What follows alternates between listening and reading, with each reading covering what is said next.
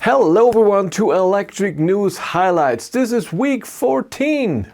If your company has electric cars as company cars, of course you want your employee to charge at home. It's cheaper for you and it's easier for the employee. Tronity has a software solution for you to know how much you have to pay your employee for charging at home. With the Fleet Manager you manage your employees and your cars. Tronity connects to the cars and knows exactly when the car is charging at home and how much. And then you get an easy monthly bill for your employee. If you want to know more, there's a link in the description below. Polestar 3 cancels China production. The Polestar 3 right now is being produced in China and in North Carolina in the United States. And Polestar has now a new plan to not build the Polestar 3 in China anymore, only in the United States. The EX90 is there built as well, and also some other Volvo ICE cars. New Škoda Peaq, a 7-seater gigantic SUV from Škoda, fully electric, has been shown still in the prototype version. Škoda is first. I'm guessing that Volkswagen and Cupra will come with a similar version as well. We have a 63 or 91 kilowatt hour battery. That's a new size. 460 to 600 kilometers WLTP range. 8.6 to 6.7 seconds 0 to 100 kilometers an hour. That's from 150 kilowatt or 220 kilowatt power. 160 to 180 kilometers an hour top speed. Again, small motor 160, big motor 180. And the charging time is 27 minutes for the small battery and 28 minutes for the big battery, 10 to 80%. German incentives delayed. Not really. So the German incentives for electric car have started on the 1st of January of this year, even though it was announced later, but it will go back and it's all fine. But the website where you can do all of these things and put all your data in and then they check it was planned to go online on May 1st, but now they say they can't make that date. It will most likely be the middle or even the end of May. I already made a video about this. It's not about before. We had incentives in Germany before and a few years ago, and there it was all about how much the car costs if you can get incentives. This is over. It has to do with how much income the house where you live in has. So if it's a family, it's all about this. How much does the family earn a year? What's your yearly income? And depending on that, of course, there's a top mark. You can get 3,000 euros, 4,000, 5,000 or 6,000, because it also depends. Hybrid get less, and if you have any kids, 1 kid is a bit more and 2 kids are even more, but then that's the end. 10 kids don't help you. United States EV sales are down. The incentives ended last year, so the end of the last year, and since then sales have dropped by 28%. That's from the first quarter this year compared to the first quarter of 2025. And interestingly, used EVs have high demand. Very interesting and very nice. Volkswagen Rivian winter testing. Very, very interesting. We all know there's a joint venture from Volkswagen and Rivian, and they want to make a new car, and it will be, the first car will be the Volkswagen ID.1, or then most likely ID Up, where the software is more integrated into the car, like updates, because Volkswagen want to get better at software, want to be at the level as Tesla and other companies to show that they can do this.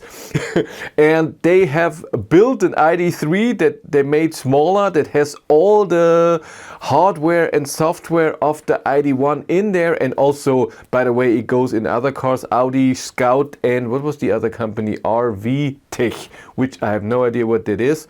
It's the SDV architecture, and they've tested this in the winter to see how the components are doing, how the software is dealing with very cold temperatures, and they tested this in Phoenix and in Sweden to see how the hardware and the software is dealing with cold temperatures.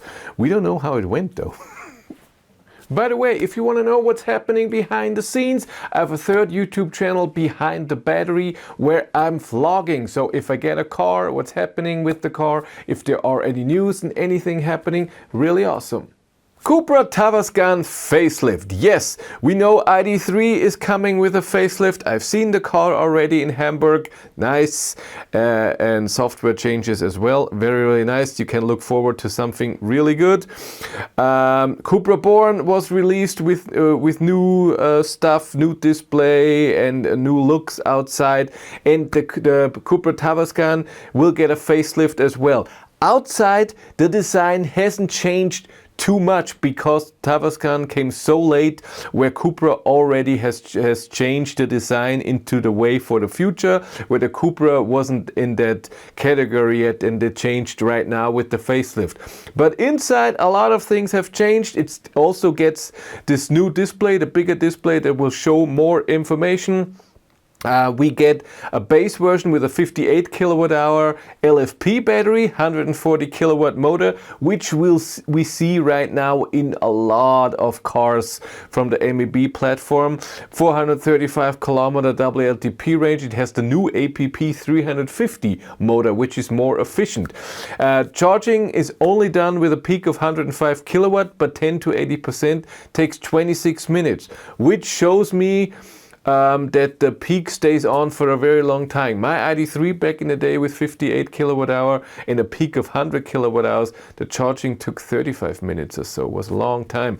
There's also the 77 kilowatt hour battery, interestingly not the 79, with 210 kilowatt rear wheel drive or 250 kilowatt all wheel drive, so the same as before. Real buttons on the steering wheel as the Cupra Born. And the new software, Android based, and a digital key as well. Kia EV2 production has started in Slovakia. I hope I say that right. I'm horrible with the names of countries, especially in English. In German, I just know, but in English I'm horrible. The EV2 is being built there, and the EV4 is being built in Europe as well, not at the same factory, I think. EV2 is the very small car, but still pretty good when it comes to range and battery sizes. The ordering has started in March. Delivery should be in the summer till the fall. We'll see. In Germany, the car starts with the small 42 kilowatt hour battery at around 27,000 euros, and the big 61 kilowatt hour battery at 33,500 euros. 25,000 CLA in Europe. Yes, Mercedes has delivered since the start of the CLA 25,000 cars in Europe. Germany has the highest number of registrations, 9,600 cars, which is so cool. But only 30% are private cars, 50% are company cars, and 20% are Mercedes cars, so for dealers and stuff like this. But still, 25,000 cars, that's great. And I drove the car a few weeks ago. It was really nice. LFP for Škoda. The ENH and the Elroq, the small base version, will get the new LFP battery. And again, as we heard before from the ENH, it's the same battery, the same as, for example, ID.3 also gets. It's a 58 kilowatt hour LFP battery. It's the Elroq 60 and the ENH 60. 150 kilowatt motor, the same, the APP 350 motor. And both cars, even though they have this not so powerful motor and small battery, can tow up to 1,200 kilograms. And updates about the channel. Like I said, last weekend I was at the Volkswagen event. I saw the new Volkswagen ID.3 Neo, the ID.3 GTI, the ID Polo in its series, in the production version. Really nice. The ID Cross in the production version, and the ID Polo GTI. It was a very nice day, very, very exhausting, driving to Hamburg, staying overnight, filming all day and driving back from Hamburg, because it was each time 9 hours, 840 kilometers with my ID.7 and a lot of traffic. Easter weekend, or this is Easter weekend, but the holiday started last week. Right now, yesterday it was delivered. I have the Renault 5 again.